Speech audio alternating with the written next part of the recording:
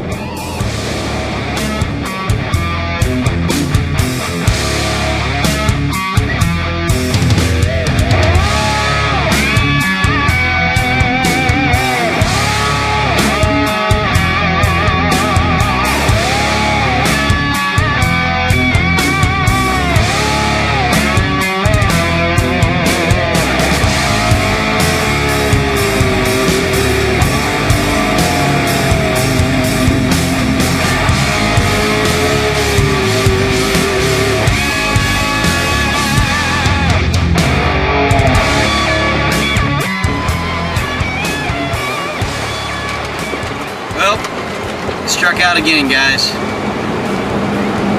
Checked a couple of the chain auto parts stores.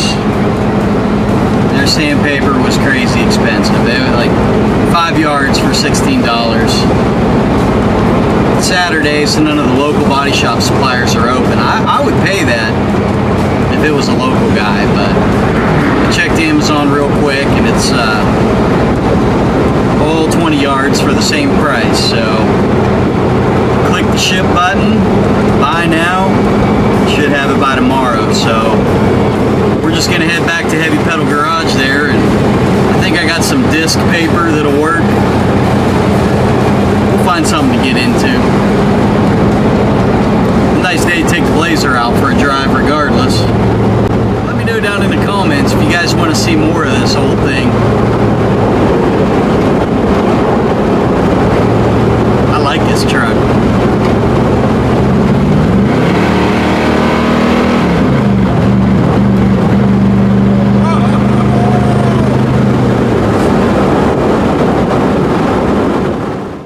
Sandpaper until tomorrow, so I might as well take some time and share with you guys a little bit about my process and what works for me.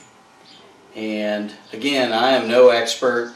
This is something that I've been working on for several years, and I've done a lot of research on the internet and watched a lot of videos, but by no means, this is not my full-time job. So take what I am telling you as entertainment, and if you get some tips and tricks out of it, try it out yourself, see if it works. But what I can tell you is out of everything that I've read, nothing that I've read specifically fits my process. For the most part, you just got to play with things a little bit and see how you like to do it. And you can only get that with experience and time. So it's just a car, it's just body filler. If you put too much on, you sand it off. If you don't get enough on, you add a little bit more. If you don't sand it enough, you can sand it down. If you sanded it too far, put a little more filler. So it's not a big deal here. You're just going to have to do it and figure out where you're going with your process and what works for you. So I'm going to share with you my thoughts. The first thing I like to do is clean the door. I clean the panel. I make sure it's nice and clean. I first use dish soap and then break down all those greases and oils. And if I have wax and grease remover, a specific product for that, I'll go ahead and wipe that down. But after that, while I'm working it, I only use Windex. Just buy it in bulk at one of the big stores like Sam's Club or whatever. And I just use that for wipes in between coats of filler and in between sanding. So if it sets for a while, I'll come back to it. I'll hit it with some dish soap again to cut that grease. But for the most part, once it's clean, I'll take a block, any block that fits the contour. So for this door, I feel like I got several choices. The first one is going to be this flexible block. It's a little more able to adapt to the contours. I might use this in certain spots, especially where it gets kind of tight, like under the lip and down along the bottom. But my favorite block on this door so far has been this one. And it's just a good block. It's not too long, it's not too short. You can get good pressure on it. Now there's also this one. So this block here I'll probably use when I start getting down in some of the finer grits. But I wanted to start with this shorter block just because I can get a little more control and pressure with it, and I see this as the cutter, and this is going to be more of just the smoother. And then the last one that I've been using is this rounded block, and you probably can't see it, but there's just a slight little concave contour all across this bottom of the door.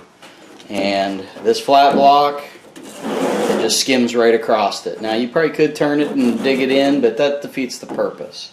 So I use this rounded one, and I try to imagine, you know, just a little line there where I start and stop, just kind of staying in that groove. Any block sanding you do, you should use that X pattern and not really cross. Sand it like this. You just want to stay with the contour using an X.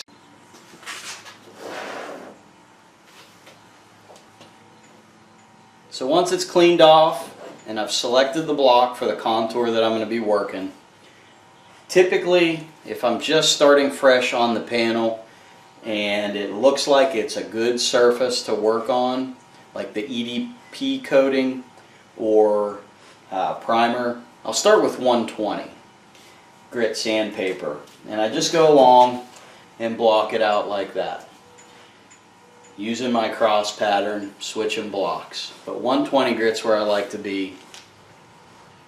If I'm doing body filler, I really like 80 grit.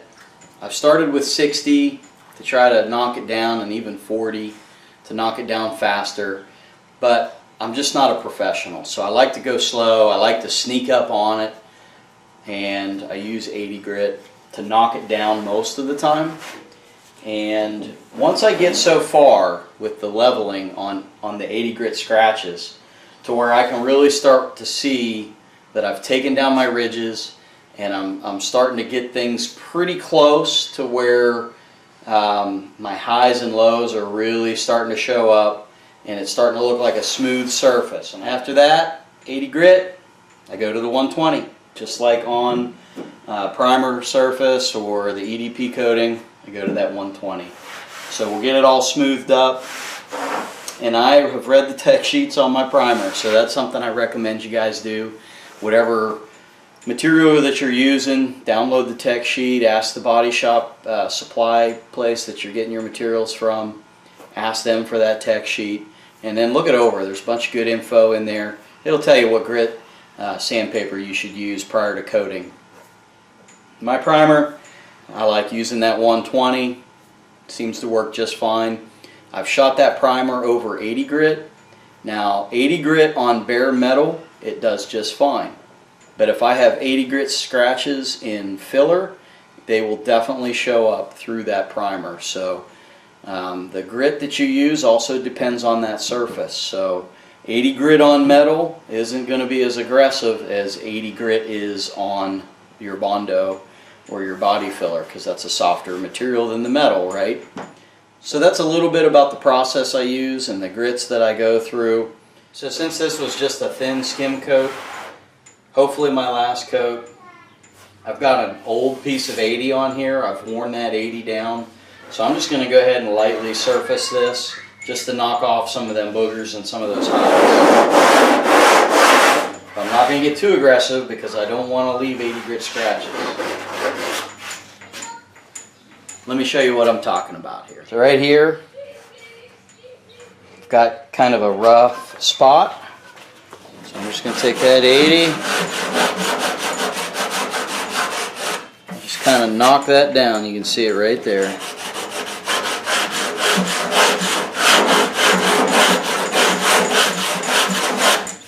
Just going to keep on working that over until it's time for the 120.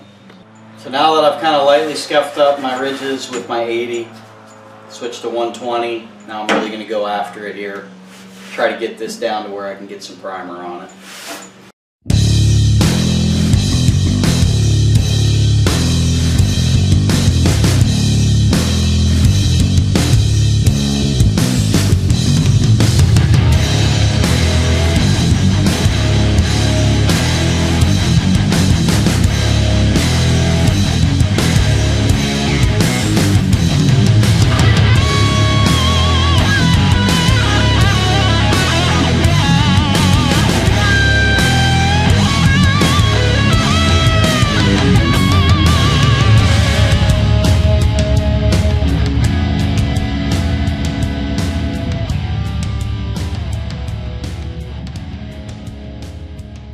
So you know I kept saying it was going to be the last wipe. Yeah, that didn't happen. When I got back on it, this part right here is really what gave me trouble. Now there's two different color fillers on there, so it probably looks a lot worse on camera than what it ended up, but I just could not get that straightened out where I had hammered that skin over. Plus there's a little bit of a contour right here that I kept trying to work over, so I don't know, it was about 3 or 4 more spreads of filler. You know, the last one just touching up little imperfections. You can kind of see the real deep colors there. That was kind of the last bit that needed filled in. So, but I think all that's left to do now is clean up the garage and start prepping for paint, get it all cleaned up and get my paint mixed up and shoot it. So let's get to work here.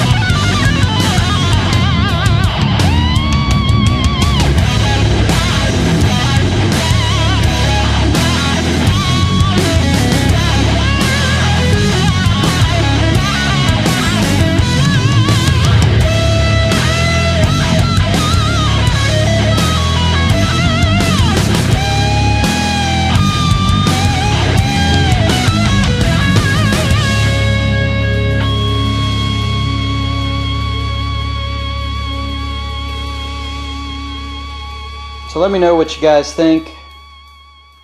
Got to decide what I'm going to start working on next.